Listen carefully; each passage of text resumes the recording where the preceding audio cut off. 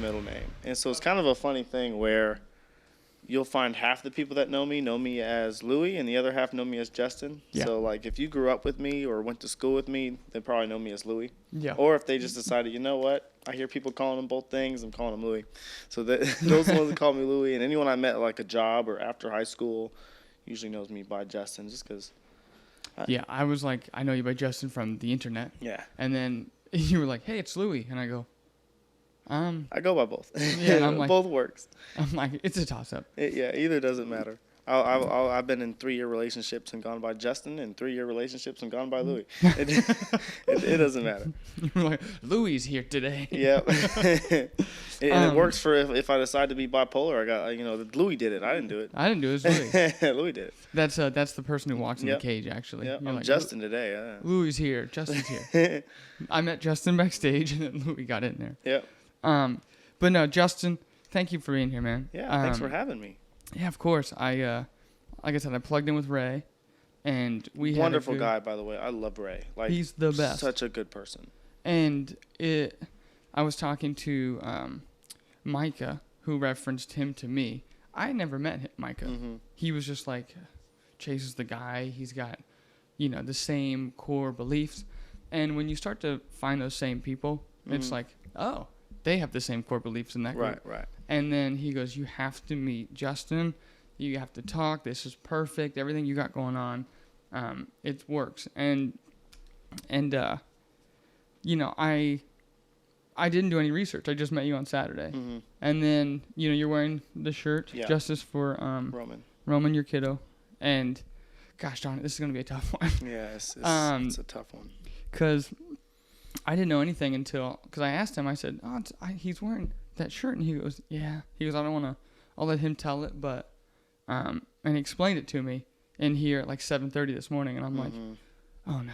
And then it was just like, anything to preface, anything I can do or we can do, because the unit here, like we're here at 130,000%. I appreciate that, man. So anything that we can do for this, especially with an episode and, having you explain anything that you want to talk about or anything out there, because, when I started doing some like searching on my lunch break, I'm like, it's kind of just the same copy-paste article that I'm finding, and I'm like, I feel really blessed and really grateful to have you in here. Yeah, I'm grateful to be here. Of course, we're going to talk about the fight and all that stuff and the jankiness that was that. That was pretty janky. But yeah, I just didn't want to push. No, so whichever you want to start with, we can start with the fight. I'm open to talk about whatever. We can start about the fight, and then I can backtrack. Let's rock and roll. Yeah, bullshit, by the way.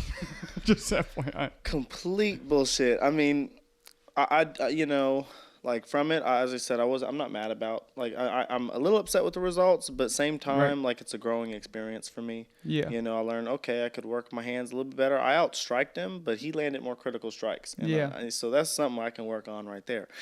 Right. And that's why my eye is all like, Oh, I didn't even think about that. I was like, he's going to come in here and be like, because after we did the street jiu-jitsu, and I was like, Ray, are you sure? It's all right. I don't mind. It ain't too bad. It could be worse. I can see out of it now. That's true. It's, because, I didn't actually see any of those strikes.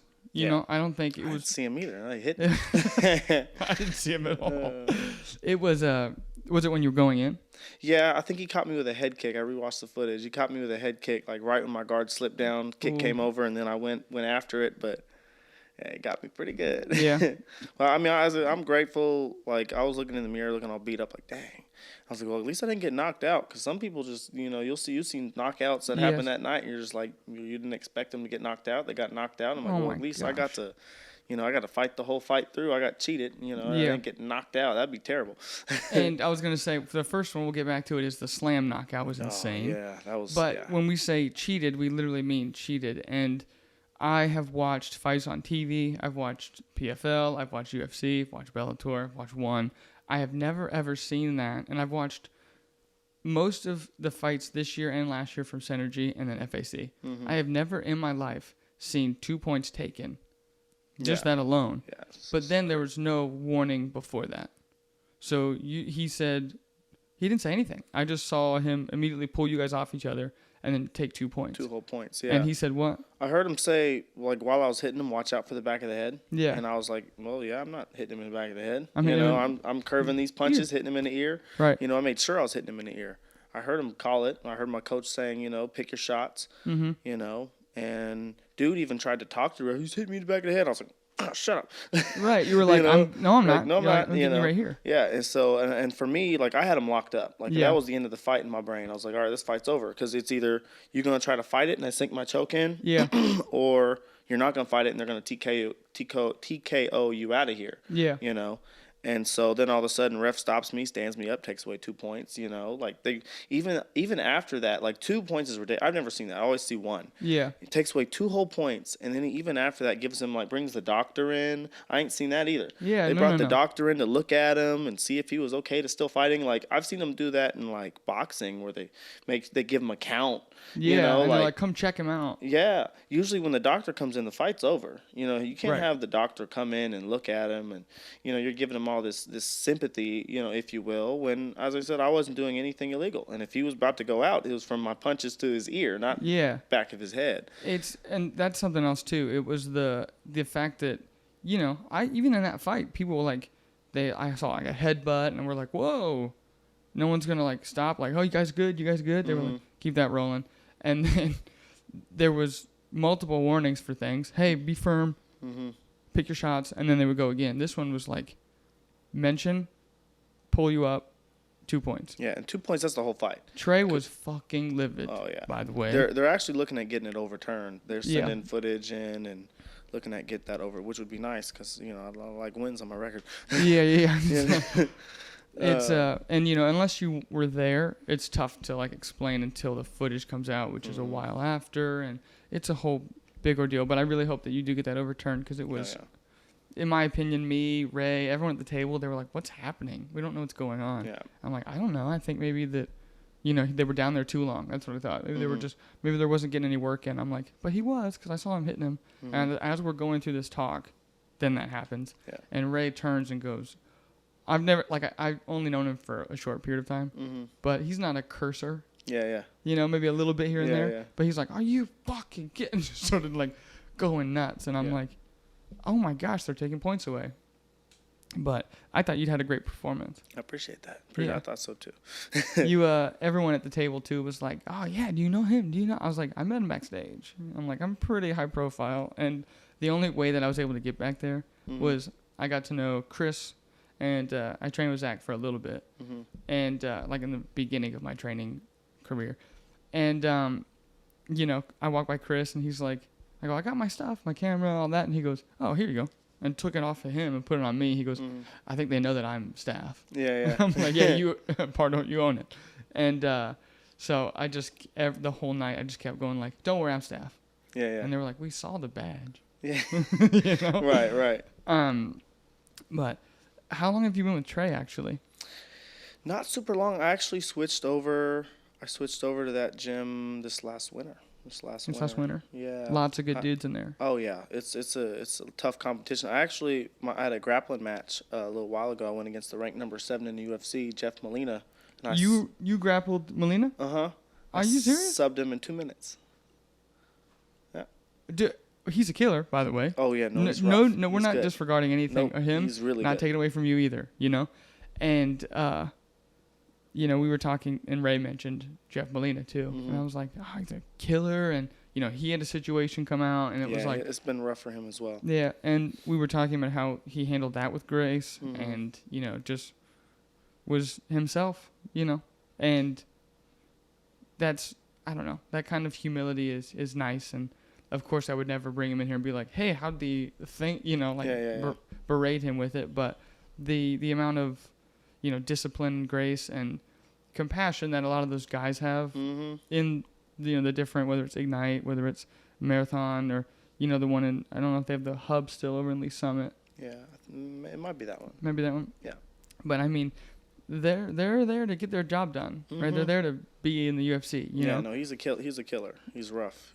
I was training my butt off for that. Yeah. Actually, because what it really was is I caught him. I created this own choke, I call it the Louie choke. It's kind of similar to the one I showed on that video where we did at the street jiu-jitsu. Because you won't ever usually see that one. It's kind of like a bulldog choke, but I did my own variation of it because I coach wrestling at Shawnee Mission Northwest. Oh, nice. I've been coaching for the last 8 years. So I've been coaching wrestling for a while. And so after I learned jiu-jitsu, I just kind of found a gray area where jiu-jitsu guys are really comfortable on the ground. Yeah. And wrestlers are really good on their feet. So they're good at the takedowns, and jiu-jitsu guys are good once you get to the ground. Right. And so I kind of found a gray area where I could sub you before we get there. Yeah. And so that's kind of what I caught him with was my own moves. And it's hard to prepare for that. Yeah, it is. Because you're like, oh, he's going to probably do that. Oh, he has something. And the next thing you know, you're like, oh, it's like a side bulldog choke. Yeah, and I didn't know too that. late. Yeah. It was actually similar to that video of the dude who, it's like the guy who has no shirt on, and then he's like, dude, he trains every day. Don't mess with him. And it's like a little short guy, and he's like just ready, and he misses the right hand because 95% of the time they throw the right hand all the way, and he just sinked in that choke and was like on his back, and he's like, put him to sleep, set him on the concrete. No one was hurt, and goes, do you guys want to watch the movie or? And he just walked away. I gotta see that. I'm not sure if I've seen that. No? Oh, it's perfect. I think I saved it. And another thing too, you had me laughing because you said I need to wake up earlier in that video that you posted. Oh, yeah.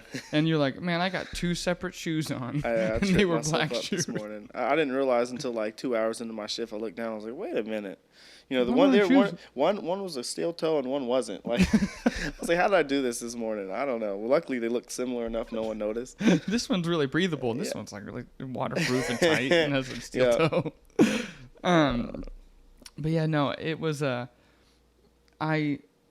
if anyone goes to like marathon and meets Trey and Mason was a guy who really worked with the wrestling part because I had 0 and then I was in jiu-jitsu. And so it's like, that's really good if you have that, because then you're like, great, I know jiu-jitsu, and that's like, it's a blank slate, and then this is brand new information. So now that's like solid. And then some of these guys were doing a variation like you were describing, and I remember I got so mad. I'm like, Mason, what?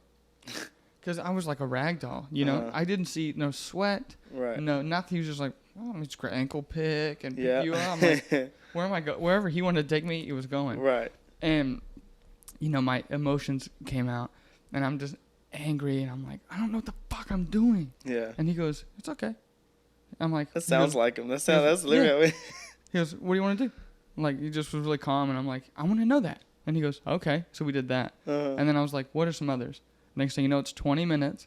He sacrificed some live rounds with guys that he was going to go with. He goes, I got to work with Chase on this. He really wants me to. I'm like, the humble animal. Oh yeah, is what I call him. Trey's a monster. He's fun to go with, but not fun to go with at the same time. Oh yeah, if you want to get to that upper echelon, it's not fun. Yeah, he's rough. He's very rough. It's rough. It's fun because you're gonna get better from it, but it's rough the whole time. Yeah, he's super humble, man. He real down to earth. Real, that's my guy right there. Yeah, and I was backstage and I saw him and he's playing Nipsey. And I go sit next to him and I go, still playing Nipsey Hussle. And he turned to me and goes, what's that supposed to mean? And just like looked at me as serious as could be. And I'm like, oh no, I've treaded water. I'm going through like, how do I fight, like fight or flight scenario? And he goes, would you think of something different? And I go, no, good to see you. It's still the same. I've been there for a while. Yeah. And he goes, I'm just messing with you. and my heart rate went skyrocket and then back down. Right. And then with the other guys, I puked as well in the trash can. Not really though. I wasn't that terrified. But it's this stigma where they think everyone is brutal and this, and it's nice to have people messaging me like through the show or through my regular Instagram, being like, thanks for showing like this other side. Yeah. There's more than just the aggressive behavior that you see that's in the octagon. Yeah, and then you have that, and I think the game is really evolving too. Like, where maybe when it first started back with Chuck Liddell and stuff like that, it was like people who just wanted to go out there and play punch face, just rough people. But now it's become so much. It's evolved as a sport. It's a chess game now. It's so That's tactical. exactly how it is. Yeah, and it's not personal. Like even on TV, like you'll see them trying to get, and that's just usually to get fan numbers up. Yeah. It's never personal. Like even my last match, I made it a little bit personal, but it wasn't too like I respect you for getting in the ring with me. I respect you for showing up. I've trained and cut weight and drove 3 hours out and had people not show up. Yeah. That is the worst. So I like it, but it's all respect. It's all love. Yeah, it's it's evolved. It's no longer this. The UFC is known for, hey, we made this match. And then later you see like a shift in the behavior of, at least for me, I'm very kind of analytical. And then you see like it's okay. And then closer and closer, they like shift the perspective to then really boost it as it gets closer. And I'm like, they probably were, here's an estimation of your paycheck if you get this many pay-per-views. And they're like, time to crank it up. Yeah, put some spice and drama in this. And then right after, they're like, good, man, like that's a brawl. Thank you for that. We did really well together, right? Yeah, they'll go out and have a beer afterwards, stuff like that. Yeah. And it's the same thing with like, I watch one for that. It's very, Muay Thai. They take a lot of time to get in the circle. It's on octagon. It's a circle. And, they do their traditions, Muay Thai. They have all their, team behind them. Very cultural. And then that got me into like Muay Thai, which is a whole different subsection of striking technique and balance. And, exploring all the different avenues really helped like develop me as a person. Right. And, I couldn't be more grateful for the guys and everything else. And, I mean, I don't think this would be here without them, to be honest, just because the mental shift you have to make. Oh, yeah. It's the mental discipline and from fighting, period. Like, it evolves you as a person. Like, wrestling, fighting, jiu-jitsu, you name it, like, any of it, it evolves you. Like, you have to adapt. You're learning to mentally push yourself on boundaries. It's so many different. You're learning control. Like and even like you get in a street fight, and if you don't know how to fight, you're a lot more dangerous than someone who is. Yeah. And I say that because like I've been in fights where I put people out, but I know when they're out. And I know when to release my pressure. Right. And I can start talking to them like, hey, when they wake up, I'm like, I'll put you back to sleep, but you need to stop fighting. Oh, okay. Yeah. Wakes back up. Hey, control. Do I have to do this again? Right. And then they stop. As opposed to somebody who doesn't know how to fight, they could kill you because they don't know when to stop. They don't. It's just they almost go black. They see red. You probably heard people say that. If they say that, this is my bullshit meter. Beep, beep, beep, beep, beep, yeah. It's just going off like crazy. Yeah, I'm just like, no, you don't. Yeah. But that's also my favorite activity. It's kind of, psychotic a little bit because I'm like, I wait for it. Some buddies, I'm like, I can't do this now. I'm going to the gym. And they're like, oh, cool. I'm thinking about coming in. I'm like, I'll come get you. Come in. And then sure enough, they come in. High and mighty. You think they got something, Just like everybody does. Their egos. I thought the same thing. I was like, I did title boxing for a while, with the soccer moms and the boxing bags, right? Yeah. I'm like, I got some striking. I had zero. And it's like, Ray had a perfect point. You either go two ways. It's like, great, I never want that to happen again. I better stay here for the long haul and learn, or I'm never coming back, and I'm just going to not do it. And that's usually what happens when you have too much ego. When you have too much ego and your ego snaps, you're either going to do two things. You're either going to humble yourself and be like, man, I don't want that to happen again. I'm about to get in here and get better. And it's going to take me getting my butt whooped. It's going to take that ego getting snapped multiple times until I fix the problem. Or you're so afraid of that feeling of getting your ego and your face cracked. You're just like, oh, I'm out. I don't want to experience that no more. And that's that cycling, this lack of growth. This is where you let your ego nerf you. Yeah. And I learned that, actually. KK, I learned that, I think it's a quote or something that I didn't have words for until I heard it recently, but it was the thoughts are not you, and you are not your thoughts. I love that. So, like, the thoughts don't come from you as the core, like the soul part of you. It's the ego speaking, trying to influence into it. And I was like, so that means you can control those. And it was like that completely changed the way that I even thought. Well, not those thoughts, but like in general. Say that, like, if you see something and you intrusive thoughts. Yeah. Like judge or like think something right rudely, and then you're like, oh, like, am I a bad person? Right. Like that's not like truly like how you feel. It's just kind of like what you've been almost like conditioned to Exactly. think what everyone else, and then you take a step back and you're like, oh, you know, and then you start thinking about it, like that's truly how you feel. But Right. I mean, if you don't know, then it's kind of hard. Yeah, being I've definitely dealt with this before, where being able to shift out and filter your who you are and raw to your core, and those intrusive thoughts, you know, Right. and being able to understand, like, yeah, these aren't my thoughts, you know, whether Right. even a lot of it's like whether it's tearing you down or stuff like that, and, you know, like you're not tearing yourself down, like that's not always, Right. you know. And so, like, that's a great thing, great skill to have, is be able to shut down intrusive thoughts and, you know, stuff like that. And something that was, I noticed on, you know, yours, and like a lot of people, I like to share things that are kind of outside of what society would consider a normal thought. So it was like, I remember I started a shit show on Facebook. I didn't mean to. It was like Monday. I'm like, I'm going to motivate people. And it was like 12 things that you should learn aren't appropriate by the time you're like 22. And it was like, you should read more than you watch TV. You should listen to more people who are like where you want to go, not who are stuck in, you know, basic kind of information. And then I had just comments that just went crazy that were like, this is not true. Yeah. And I'm like, I just shared it. I didn't mean to start a firestorm. And the similarity is like, for me, that helps because they pop back up. And then I'm like, oh, that was a memory from a year ago, and I shared something, and I'm like, those are better to see at the first thing than like, you know, oh my gosh, what's this Instagram model doing today? You know, like, it's not good, healthy behavior when I'm feeding myself. So when I figured that out, it was like, you know, if the thought is saying, oh, you probably feel really, really alone right now, probably because no one, you know, it's intrusive, negative emotion. And I'm like, that's not what I believe. It's like just constantly trying to break through. And it's like, once you make that cover stronger, anything's really in the wheelhouse. Anything you want, you know. I was watching an Arnold Schwarzenegger documentary, and he goes, I'm not going to do his accent. I'm not that great at his accent, but he's like, if I can see it, that means that it's possible. Or if I've seen it done before similar, maybe I can do it better. Right. And I go, oh.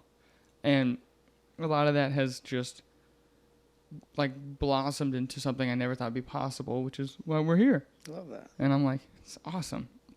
Are you from around here? I am. I was actually born in Nebraska, but I lived my whole life here. Grew up. I went to Schlegel.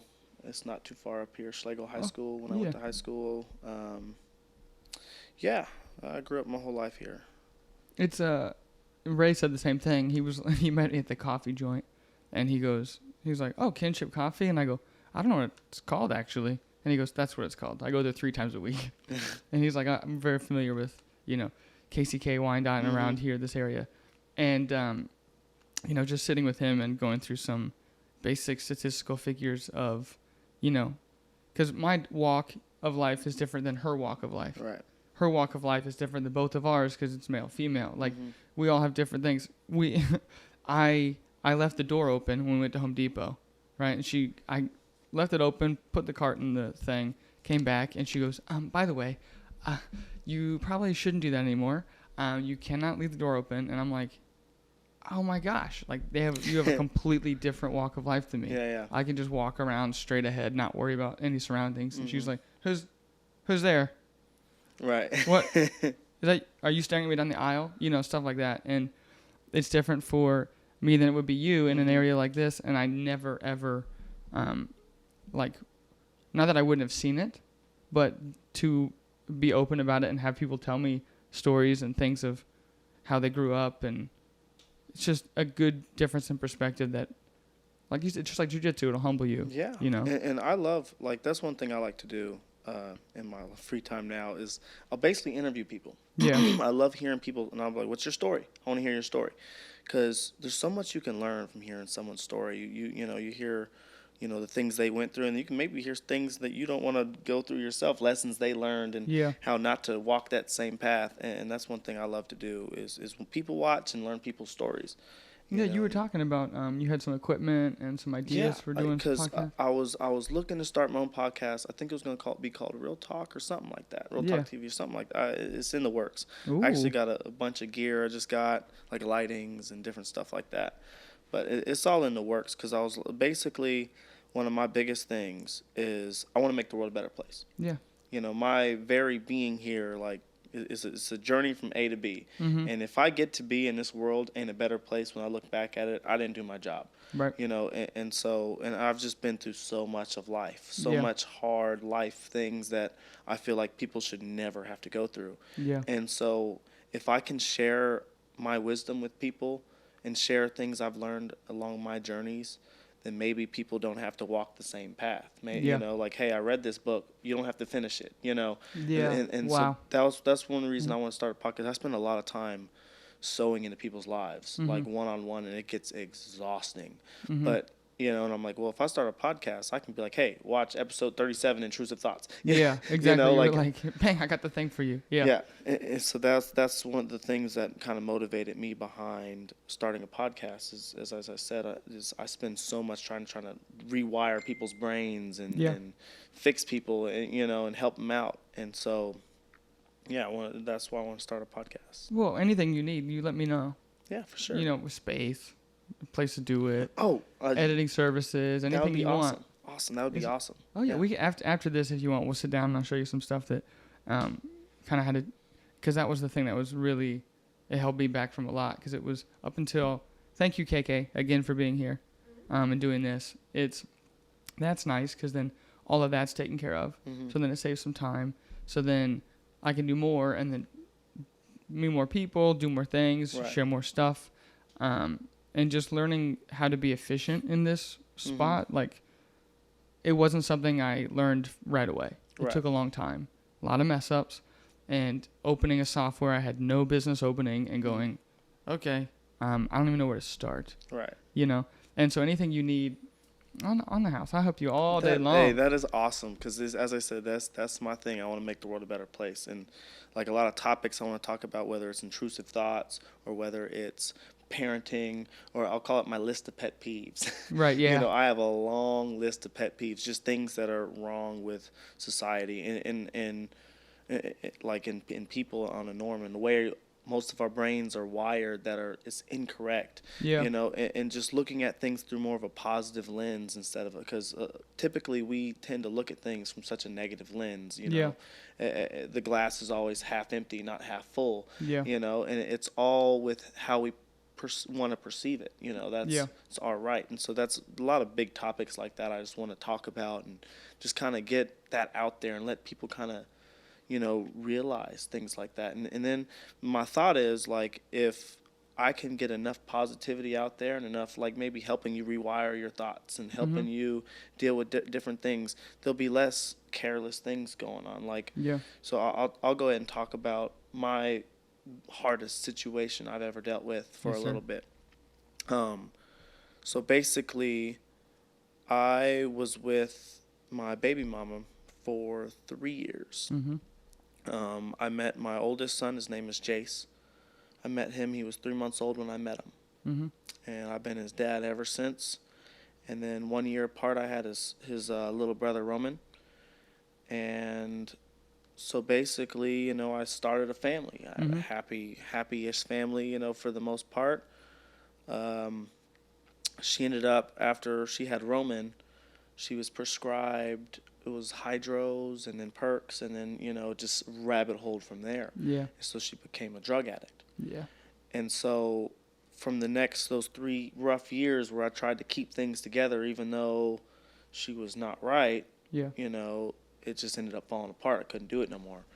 So essentially, years down the line, it's now 2 years later from after we split. I have my oldest son just started kindergarten, so she decided she wanted to help out again. My mom was helping me. I'd go to work, and my mom would take care of the kids, because she moved out 2 years and was with her moms, and I took care of the kids. And so come August, my mom moved to Virginia to help out my grandma. You know, she was in bad health. Yeah. And so come August, she's like, hey, I want to be a mom again. I'm like, okay, I'll give you a shot. You know, school's starting, and it's hard for me doing this because I'm paying people to watch my kids while I go to work. It's rough. Yeah. And so I let her have custody of them in August and take them to school and do stuff like that. So my schedule was I had them every weekend. Yeah. Every Friday to Sunday, every weekend. So about November 28th of last year, which is about only 6 months ago from now, I dropped my kids off on Sunday. I'm at work Monday, and I get the phone call saying that my son is dead, my younger son. And so basically what happened was it was 12 o'clock on a Monday in the afternoon. They moved his bed down there with her because they wanted her to be a parent, but she was always drugged out, fentanyl, you know, out all day. And so she had a loaded chambered gun in her purse next to where she was sleeping, and he woke up, was bored, probably hungry, you know, and started messing with her stuff. He got a hold of her gun, and he lost his life. And I'm still in the battle. Like it's been a test of faith. It's been a battle. Yeah. You know, the fact that I'm still here, even able to get up and do things every day is extremely hard. Yeah. But I know as I said, my strength I pulled from like to keep going is I want to make the world a better place. Like, I don't want to just do the human thing to do and react. Because, you know, obviously I want to react. You know, I wanted to seek vengeance instantly, but I chose not to because I was like, you know, I can't let this happen to somebody else. I gotta, you know, express my story. You know, one of my biggest pet peeves is bad parenting. Right. You know, and that's essentially what that goes down to, you know. And you know, and so that's where I wear the justice for Roman, because I'm still I don't have custody of my other son yet. She still has him. She's not locked up yet. Yeah. She's not locked up yet. She's just now facing charges. Just now. It's been 6 months. Yeah. Just now. There's just now being charges even talked about now. And so she still has my other son. I'm still fighting to get him back. And it's been one of those things where, like, you don't know, like, could it happen again with my other son? Yeah. You know, because she hasn't changed at all. She's doesn't self-reflect. It's just terrible. Whole family just rotten. And so I'm still in the battle for custody for my other son. And mind you, I told you, like, I met him at 3 months, so he's not biological. So getting him back is the hardest thing ever, because now I had to find I had to get the biological dad on my side, and we've been working together to try to get him back. And, you know, that's my best bet at still having my older son in my life. Yeah. And so it's been a battle. It's been a battle. But essentially, and that kind of goes toward where I want to start my podcast here soon, is, you know, just spreading, like, you know, give a fuck, you know, excuse my language, you know, care, like, you know, you got, especially kids, like, that's the future generation. There is nothing I've done in my life, no award, no MMA fight, no, you know, nothing I've done in my life that's more important than raising your kids. Yeah. You know, that is one of the most important things you can do as a person, you know, just in this life. And people tend to miss that often. They're chasing money or chasing this and chasing drugs or chasing that. And so, yeah, that'll be just the gist of that is, you know, just be better, you know. Choose your time to sow into your kids and not doing other stuff, you know, like having a loaded chambered gun sit. Like, why is that? Why? He's a 4-year-old. There's no reason why he should even have access. There. No. Yeah. You know, like, and that comes down to caring. And in order to care about your kids, you got to care about yourself. You know, and so I love to kind of spit that into people. And, you know, when I see people going down rabbit holes of not loving themselves, like, that's a big topic for me. It's like, yo, look, you got to start, especially when you have kids, like, you got to, what are you doing? Yeah. You know, you got kids and you're doing this self-destructive behavior, you know, like, you got to start thinking different. Like, you can't just, something happens to you, your kids pick up that consequence. Yeah. You know? They watch everything. They notice everything. And the things that, when I looked it up and I heard about that, because I saw the shirts both in the grappling and I saw it during the fight, my first thing, I was like, this is the strongest person I will ever meet in my entire life. Appreciate that. So And I sat there and I talked to my sister and I said, anything Justin needs, like, I'm there for him. Appreciate that. I want him to know when he comes in the studio that there's a support structure here, even outside, because I didn't know, I didn't know how bad it was or what the scenario was and all this stuff, and you having to go through custody and all this stuff. It's like, I'm very familiar with it with my kiddo, and it's not quick, it's not easy. And then, when it was the same thing, it was like, nothing's happening from it. And I go, this is insane. This is I'm going to meet the strongest person in the world. The scenario is I can't even fathom the thought, and I'm blessed to know you. I'm blessed to have you here. And I just wanted to offer as much love, support, and, in your MMA career as well. I'll be there cage side the whole time. And that's not the reason why, reason I fight. I was like, I'm not doing it. It doesn't pay well. Yeah. I'm not, I want a platform. I want to grow a platform to where I can speak to the world. I want people to hear my story, and I want people to hear, different things I've learned along the way, and maybe it can help them out. Maybe if they have a situation like mine where they're dealing with a drug addict. Yeah. And most people, you think, that couldn't happen to me. That doesn't seem like something, but we got to take things like that seriously. Especially when it comes to your kids, you got to take it seriously. You see somebody doing behavior where it expresses that they don't love themselves, or they're around people that are really shady or different things like that. You got to speak up and be like, hey, I don't want my kids around that. I don't, you gotta act, because the longer you just be like, oh, I don't think anything's going to happen, it's going to be all right. I'm saving money like this, whatever it may be. It can result like that, and then there's no coming back from that. There's no, as I said, my life has been ruined. It's not, it ain't been the same. Yeah.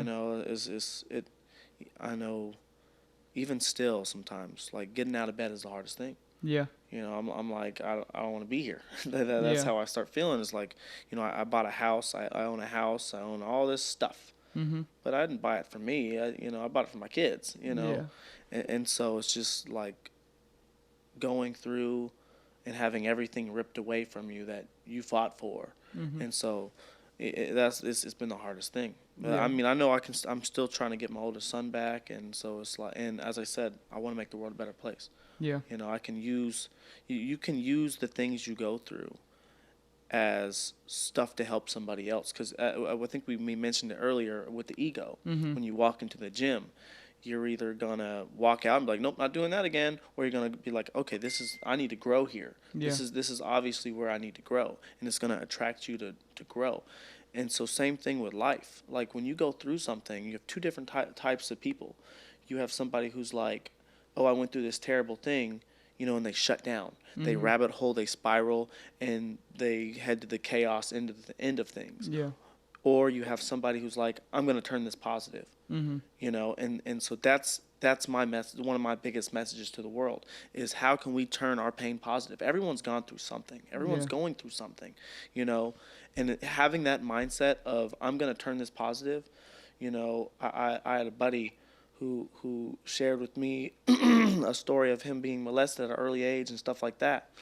But what he does with that now is he'll go to other people who've been through similar things and help them. Yeah. And be like, hey, this is how I mentally dealt with this. This is the thoughts that went in my head. And they're like, oh, those went through my head.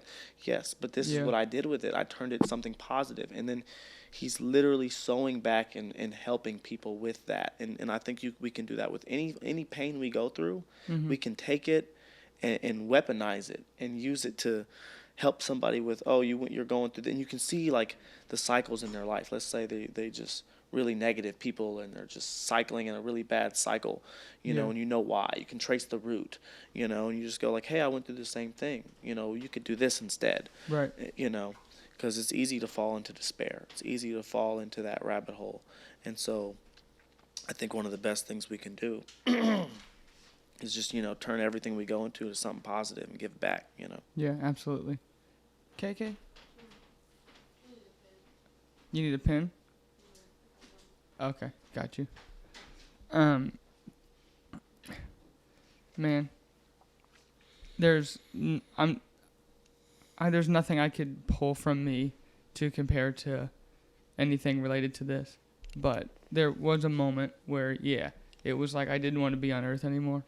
Mm-hmm. And, she had to come get me, my sister. So when I say that we have been so close, it's because that, like, through pain like that where it's like I'm helping her because I'm 4 years ahead. Mm-hmm. So, like, if I think about it, like, oh, great, if I wasn't here, kiddo and KK and my parents, and it's like, she helped save me, and, through that, I'm helping her go through stuff that I've already been through, right. And it's the same thing. We're weaponizing the thing that nearly ended me, yeah, and it's ended us, yeah. And so the fact that you're doing the same thing, I think, is just not only is it brave, but it's also a test to your character, and like when I met you, it was like this.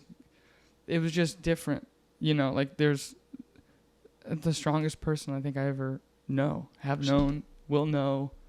I mean, it's just, and that's the beauty of doing something like this, This is, technically it's just a wooden room with nerd stuff all over it. Right, I love it. And some technical equipment, but the thing that comes out of it is the thing that I wanted to grow, which is the blip that you just said. It's like, we're going to weaponize that. Mm-hmm. That's the support. We're going to push that. We're going to move that.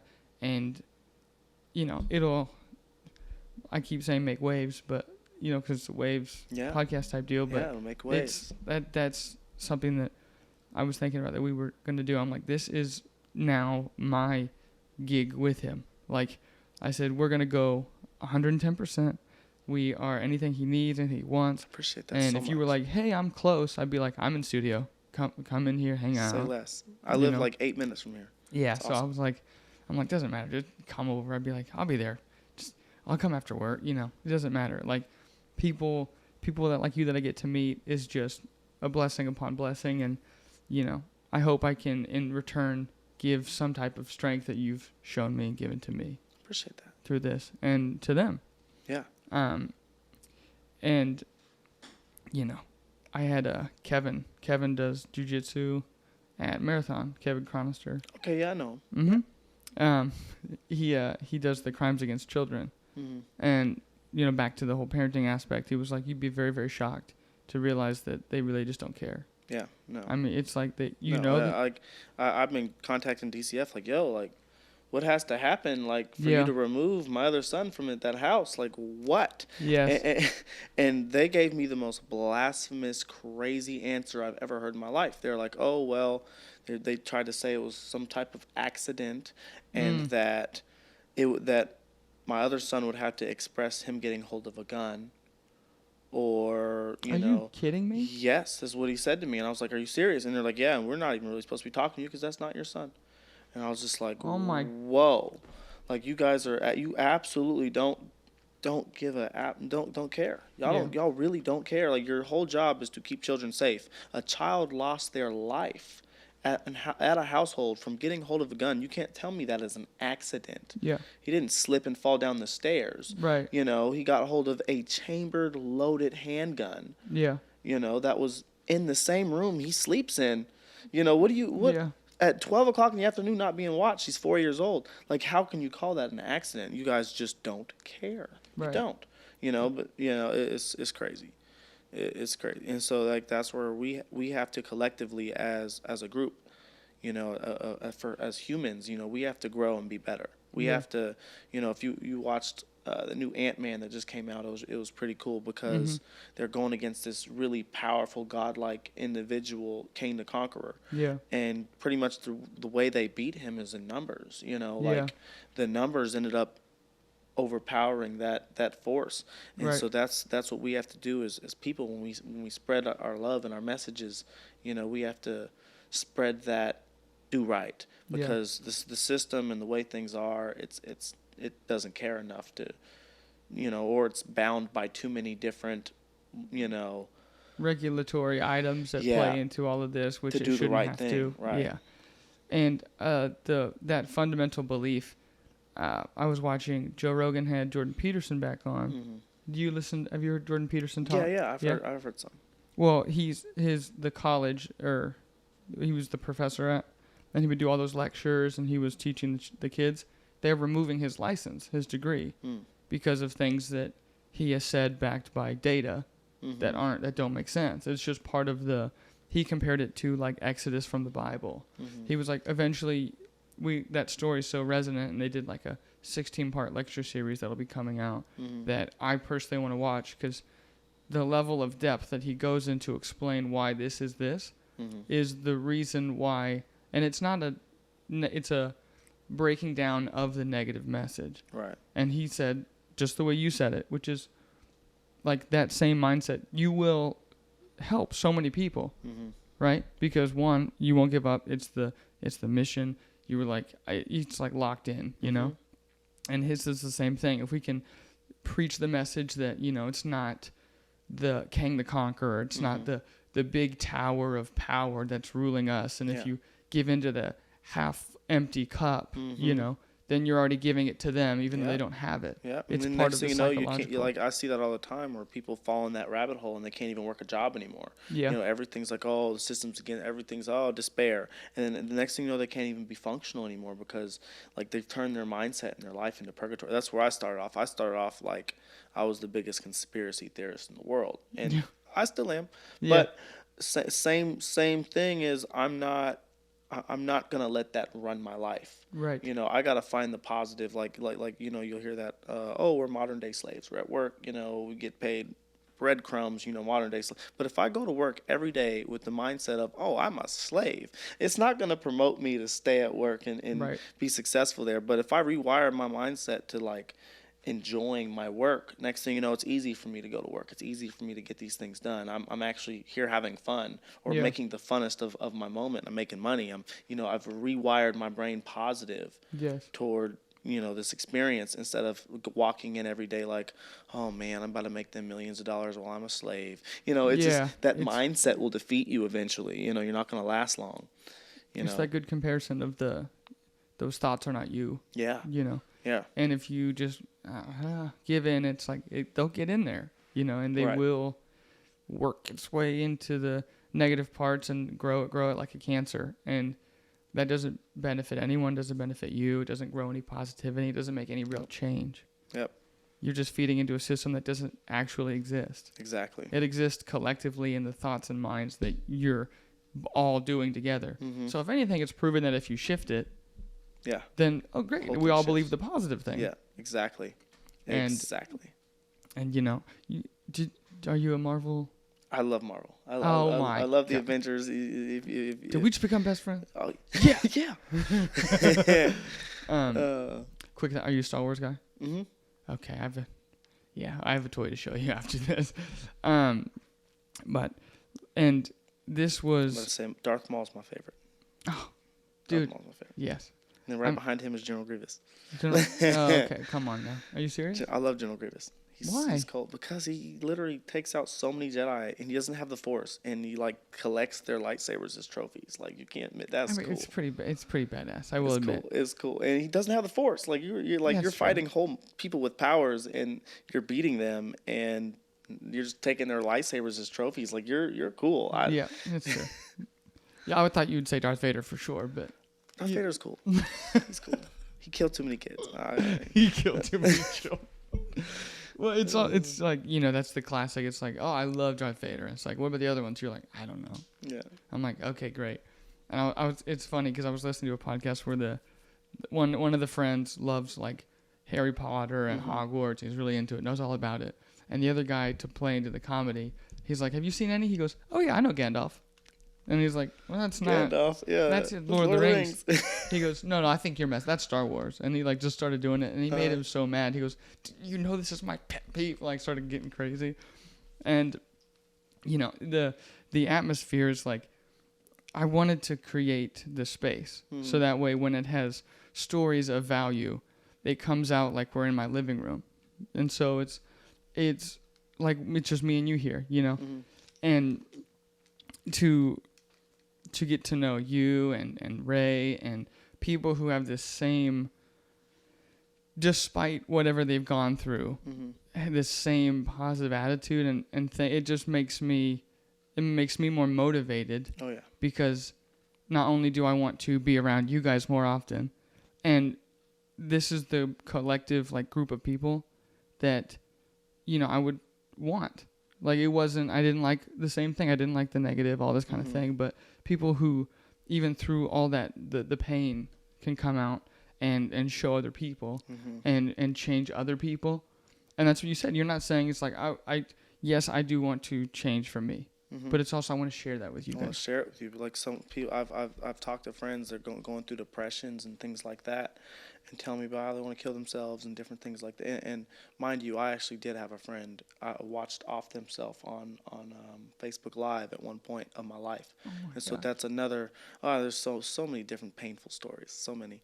But that's another thing that I went through that was like, okay, if I see somebody who needs help, I gotta help them. I got to, because I just remember even still, like, man, I could have did more at that time. You know, I could have. You know, I was so wrapped up in my own stuff and what I had going on. And when people reach out to me for help, you know, I chose to focus on my own stuff. And next thing you know, something happened. And I was like, at least if I had did what, you know, my all that I could have did, you know, then I can't live on no regret. I'm like, oh, well, I did what I did. And this happened anyway. Opposed to I could have did better. And so I try to live my life helping people out. But anyways, somebody expressed to me that they're feeling suicidal thoughts, and you know they're just didn't want to be here anymore, and different things like that. And so basically what I was able to do is I kind of broke down, I told them my story. And then they're like, whoa. And I was like, yeah, like, you know, like, you still have this, you have this, you have this, you have this. I'd trade you in a heartbeat, you know. And I just tell them, like, you know, and then this is where my mind goes too. You know, I get that. And I was like, you gotta make this world a better place. And I also do believe in reincarnation too. And so that kind of helps too with my beliefs, is that if something happens to me before I've reached that right point, you know, I could reincarnate. And I'm not going to be able to reach a better reality unless I reach that point. Yeah. And so the last thing I'd want to do is commit to chaos, or, you know, fall down some rabbit hole that's going to cause me to do it again. Right. I don't, you know, theoretically speaking. But yeah, I was kind of break that down to them, like, yo, look, you got a lot of things to fight for. Yeah. You know, you can't give in to these intrusive thoughts, and so you're going through pain, and you got to push through it. Right. Know? And you know, if it's too much, I want to say that I love the positive part of doing that, but also I really don't want you to harbor anything negative out of this. This is something that I don't want you to feel bad about yourself, or be like, I wish I could have done this or done more or done this. It's like, bro, there's nothing, just a part of the like gig, you know. It's just like I hate that someone, like, something like that would happen to an amazing person like you, and then now it's having them question the goodness that is them. It's just upsetting. If anything, it serves as motivation for me. And it doesn't upsetting, not in a way like you're upsetting me. I'm saying that, like, the idea that those negative would then try to take this good person over, you know. Yeah, that's testing your faith. Like, when you can be a good person all day, and then something happened, and then that's when you get your faith tested. And this is like you know, falling down that rabbit hole of, you know, reacting and or doing different things like that, you know. But if anything, like because we talked about intrusive thoughts, and we're always going to have that, especially with serious trauma. Like, oh, I could have did this, I could have did this. How could I have changed this? You know, and you start feeling regrets. And so I'm really good about shutting those down. Like, I know they're intrusive thoughts. I know it wasn't something you could have seen coming. Right. You know, and so I don't let things like that get to me. But at the same time, I also let them be motivators. Yeah. Like the friend I was telling you about who offed herself on Facebook Live, like, I'm sorry. It sucks. It's terrible. It's absolutely terrible, you know. But at the same time, I have to use that as something positive. I have to use that as, like, I went through this experience, and because I went through this experience, I have to live every moment and every person I talk to and everyone I see in distress, and I have to give back. So it's something that it was negative thing that happened in my life that has only turned positive, because now it changed my character to where I'm helping everyone I can.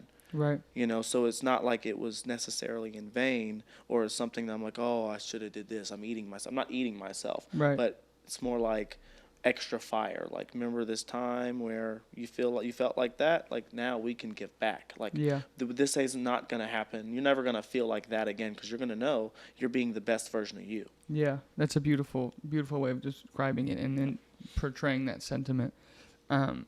Because there's a moment where it's like I get to pick if I'm going to sit with it and process and then be better and motivate and move forward, or harbor it, sit with it and dive into chaos. Yeah. And it's even with whether it's different experiences and different sizes of whatever it is that makes that person think that way, it's like becoming more common. And to see people like yourself and Jordan Peterson and have them break it down into a way that's easily accessible by listening, watching, doing whatever, and shifting the idea that instead of, because I used to be like, it's just none of that's relevant to me, whatever, this and that. And then I'm like, if I want to make some kind of a shift, there has to be a shift in the way that I operate. Right. Because I'm the one who's in control of doing this thing. And so doing that and seeing it done on a mass scale is, I think, the most important thing that we can do with something like this. Because, yes, it may just look like some technical equipment and lights and this and that, but the sound, then it goes into the ears. And then you're like, wow, that really resonates internally. And it's like, yeah, we're using this, it's sentiment of technology bad. You're like, but it can be used for good.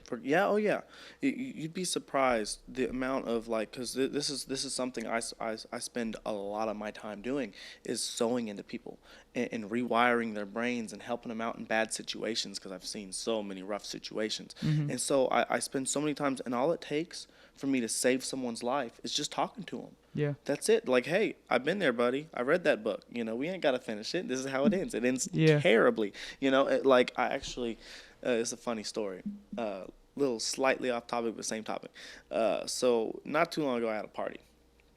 I'm not mentioning names, so nobody can get, they can't. Okay. But I had this party, and it was a really big party. It was like, I had over 200 something people there. It was massive, big old party. It was for my birthday.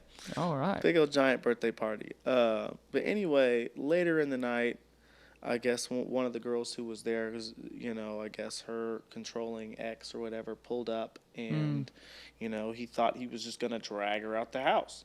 No. I sensed his energy. I met him at the door. I was like, hey, I just want to talk to him. That's all I wanted to do. Yeah. So I met him at the door of my house. I was like, hey, man, let me talk to you. And he tried to walk through me in my own house. Yeah. So next thing you know, we have you have all these messed up people here, and they all know me because I know all of these people. People I've met, one way or another in my walk of life. Yeah. Next thing you know, they jump him down the damn street. He literally gets beat to the intersection. It took me putting him out and telling everybody to get off him. I got him. Right. So anyways, I take him inside afterwards. I made sure everybody stayed away from him. I gave him a beer. I sat him down. I was like, hey, look. We could have had this conversation off rip. She tried to walk through me, and this is what happened. Yeah. Luckily I was here because they probably would have killed you. Yeah. It's not good. You're lucky. Yeah. You're lucky I choked you out. You're lucky I put you, because I showed him I had you under control and told him to get off you. Right. Yeah. And so anyways, what I decided to do after that, I had a beer with him. I talked to him, and I've been talking to him ever since. He's since then changed his life around completely. Because I was like, you have kids? He was like, yeah. I was like, okay, look, you almost lost your life here trying to walk into a house party for all these people. No one knows you. I try to talk to you, try to walk through me, and then wonder why everybody start beating you down the street, because everybody knows and loves me, and they don't know you. You're a stranger trying to walk into my house. It doesn't work. Right. And so I've been talking to his life, changed his life around. I got him training. I put him in martial arts. I literally. You got him in the gym. I did. I'll be dang. He bought himself a gi the other day. He's official now. Yeah, no, he's in. And I've been talking to him every day, and it switched the mindset of he was willing to lose his life. Yeah. To switching completely around. He's like, I've regained myself, and all it took was me talking to him, expressing that I've been there, and I know the down bad mindset.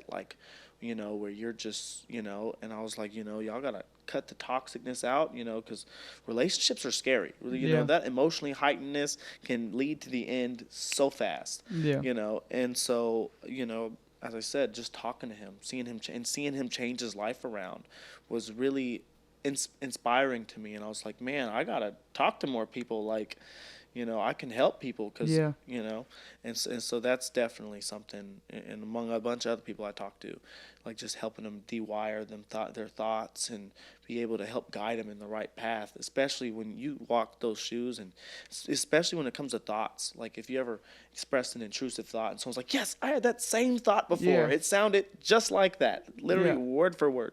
And so when you can, I'm not by myself. Yeah, I'm not alone here. And so you can express that and be like, you know, hey, you're not alone. I felt this exact same way. Let me tell you this exact story. And they'd be like, oh, that's even worse than my story. I'm like, yeah. But I felt the same way you did. And I was like, you know, and it ended terribly at the end. You don't have to end here. This is where your path is going. Like, let's, you know, we can do this. Like, you know, like, or I've helped people deal with rejection. You know, they're like, oh, what's wrong with me? Okay, you're self-imploding right now. You're you know, internalizing and self-imploding. Like, you know, there's nothing wrong with you. They got their own stuff going on. I'll break an analogy. Like, you could be talking to a girl and let's say she's racist. You know, that ain't got nothing. There's nothing wrong with you. You know, you can't control that. You know, her problem. It's her problem. That's her preference. He doesn't prefer your kind. She said the naughty word. It's not your problem. It's not your problem. There's nothing wrong with you. It's same. So and then you'll be like, oh, okay, and you'll see like just the change in their energy and the, you know, and so like this is where it's at. Like word to word, like that's how you help people. You know, absolutely. And it's just something that resonated recently with me. But well, two things. This is right up her wheelhouse, because KK, we shifted the way that we like had grown up in a way that we were like emotionally, we were like, we do not want to go down the same rip roar path. That's terrible. It's damaging. It's this. How do we change it? And it was like we both found different avenues, different ways. And then to meet in the middle, to collectively do something to do that. And she wants to go, is it master's in to be therapy? Master's in psychology or therapy and psychological sciences. That's what it is. Therapy and psychological sciences to help individuals. I love that. And so it's the thing that's the most like gratifying and fulfilling thing. And, you know, if there's a reason, a very specific reason why those matter so much. And it's not the car, the house, the stuff, the people that are around you that make you feel good. It's like my favorite memories are like memories like right now. Right? So if these are the only things I get to take with me at the end, I'm going to take them with me. Does that make sense? Right. And that should be the most important thing. Yeah, same, definitely. I definitely agree with that. As I said earlier, like of all my accomplishments, of all the different things I've done, you know, whether between job promotions and fighting and coaching and different things like that. And coaching's definitely up there for me too, because you get to give back to kids. Not only am I teaching technique, but I end up spending a lot of time talking to kids too. But yeah, that's the one thing, like whether you, between raising your kids or helping people around you, like you get to take that with you, you know, and like if you reach the end and you get to self-reflect on who you are as a person, you're like, who am I? You know, this is the end for me. I'm on my deathbed. Who was I as a person? Right. And all of the validation you get from people like, thank you. Hey, thank you. Hey, I heard your podcast. You said this. It helped me in my life. Thank you. Hey, you told me this. You took time out of your time and spoke to me about this and intrusive thoughts or this, whatever it may be. You know, thank you. That is, and then you get to self-reflect on all of those things and take them with you and be like, yeah, I guess I've been doing a lot of good things here, you know, like all these people keep telling me I am, I guess. You know. Because you are. And so that's one thing you get to take with you after, you know, you get to, and this, it means the most valuable thing, you know, you probably could have saved lives and don't even know it. Yeah. And, you know, there's it's giving of the one resource that we don't have control over, which is time. You know, you can always make more money, you always get a new car, always get a new house, bigger one, right? But you can't get back time or the experiences that you have. Exactly. And I remember when I was doing this, it was, you know, I had a cost breakdown sheet of like what the month looked like and this and that, and like, yeah, I can do it, I can work, I can do this, and I remember it was friends, family members are like, you're gone a lot. You're working on this thing.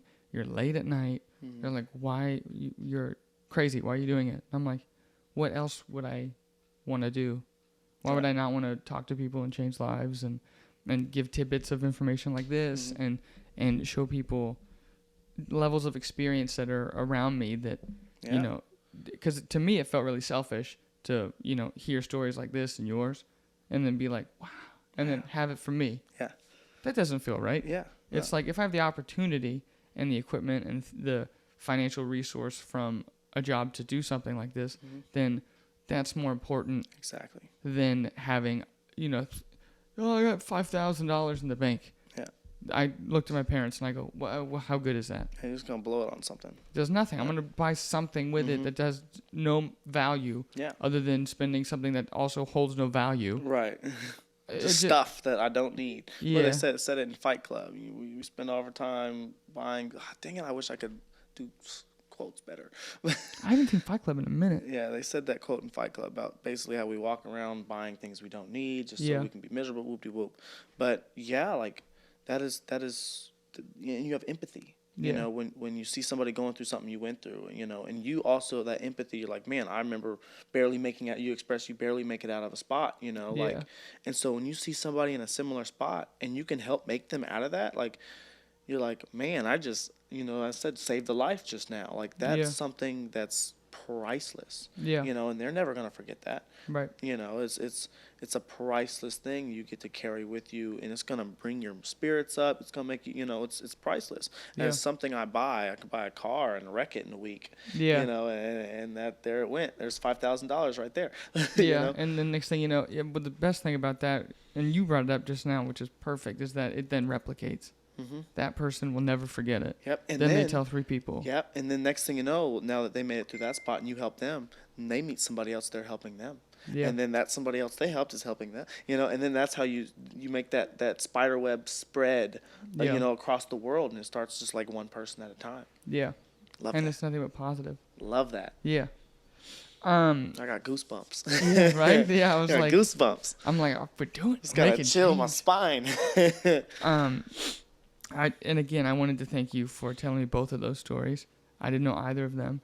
And I feel, like I said, I feel blessed to be close to someone who has experiences that, affects me, changes me, and they can, in return, spiderweb this into a positive thing. Oh, yeah. Yeah. And then at the same time, you're the only guest who's come in here who loves my Marvel stuff. Really? Yes. Everybody loves Marvel stuff. They do. They're like, this is cool. But then you were like, did you watch new Ant-Man? I go, first day it came out. I'm like, right. You see the helmet? Oh. It's like, that's when the popcorn was in, right? Yeah. So, I just now seen that helmet, by the way. Just now. Yeah, I just now seen it. But yeah, again, your fight at Synergy, put this aside with the ref, but, I was looking up your fight career as well, and again, choked out Jeff Molina in 2 minutes. Not easy, right? You should have told that guy while you were doing it. You're like, I choked Jeff Molina out in 2 minutes. Like, you're nothing. But he didn't need that. He just needed to talk to him. Right. But where's that going? Because I've seen you do the Jiu-Jitsu kind of route and then MMA. Mm-hmm. As I said, I plan on going to the top. I really feel like between me and my brother, I feel like we have what it takes. Yeah. I feel like my grappling and my striking has reached a level I never thought it would reach, and it's still growing. And having that humility, be able to go to the gym every day, because I feel like that's where people stop growing. Yeah. You'll see, like, at least from my experience with training with people, sometimes you'll get against, the OGs in the game. Yeah. And you go against them. I could go against them in 2020, and then I could go against them in 2025.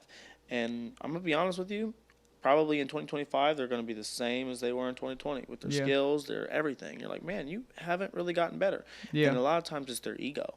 And same with you'll see it at the gym, like people will avoid certain people because they don't want to get their, you're like, people avoid me, I'm like, hey, you want to go? Like, no, I got so-and-so. Yeah, you're like, okay, don't want to get better. I guess, and so people get in their egos a lot. And they, as you talked about earlier, like they don't want to experience that loss or that, humbling, and that's what nerfs people. But I know with me anyway, I'm used to life beating my ass.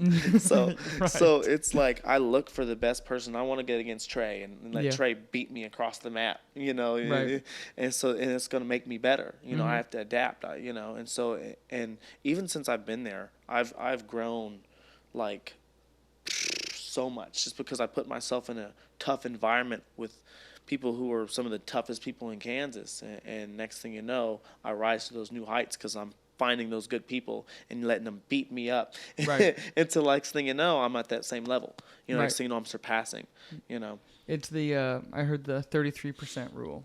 You want to be in the group, like if it's 0 to 100%, the top 33%, they're better than you. You're gonna get your butt kicked, but you're gonna be better because then you'll eventually be in that top group. Right. Right. Then the middle one is the guys on your same level. You guys go at it, you scrap, and it's like who is gonna be the one on top, right? Kind of that middle ground. And then you go with the new guys because who knows, Right. And then you're also you're teaching them. Mm-hmm. So then they're doing the same thing, and it's just kind of replicating spider webbing that way as well. And, of course, those levels move as you then become top, and then those have to go. But it's been a good rule that I've, really liked to follow. And, I walked into the gym every time, and I go, I know 0 today. I know 0 today, right? I remember it, but I know 0. And I wouldn't walk in with anything. Yep. And I think that's how we should Humility. and operate in life that way as well. Mm-hmm. But yeah, Justin, that is all that I had. Again, I appreciate you. Anything you want with this podcast stuff, you just call. I appreciate it greatly. Yeah. I appreciate it. And I got plenty of gear. I can collaborate with you. And we'll Of course. see we'll work something out. Let's do it. Maybe we'll go to a Marvel movie. I'm with it. Yeah. There's one coming out soon. I know there's a Craven. Oh, I want to see that really That looks bad. good. That It looks looks good. better than I thought it was going to be, Yeah. to be honest with you. There's a Craven coming out. I think there's something else coming out. There is. I can't remember. I watched the Spider-Man one. Oh, the new Spider-Man one? That was so good. Dude, it took so long. Did you hear how long it took him to make that main fight scene as he's going through? Mm-mm. It took him 4 years to animate that thing. Damn. Yeah, they were dedicated. Damn. Anyway, I could talk about Marvel for 3 hours, Yeah, man. right. I know comics, everything. But Justin, we'll collab. I want to release something with you, and once this is coming out, it'll come out next week, and it'd be really cool if we could all work together and have something come out at the same time. Oh, no. It was blurry. It's not blurry anymore. Oh, got you. Sorry, we had the technical difficulties. But Justin, I appreciate you. Thank you for your time, man. Thanks for having me, man. I'm course. blessed and so happy to be here. Yeah, I'm blessed to know you. Yeah. So, Likewise. KK, thank you for being here. Thank you for running the cameras. We'll see you guys next week.